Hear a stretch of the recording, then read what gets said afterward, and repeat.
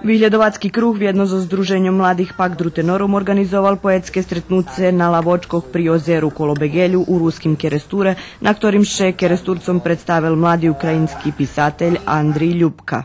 Že sme chceli ukázať na to symboličný spôsob, že sme otvoreni, že sme u jakimś otvorenim prostoru, že sme otvoreni i za rozvarku, i za rozlični i naše zloženi identiteti i preto sme i vybrali, že by sme boli tu. Ja še nazdávám, že naši čivitelje hodni čuť zdať sú interesantné, že še upoznajú s mladým poetom z Ukrajiny i že takí podії budeme mať vše veće. Okrem autora, ktorý maločislenej publiky potolkoval položenje pisateljov u Ukrajini, svoju fajtovú recenziju Ljubkovej tvorčosti dal i akademik Julijan Tamaš.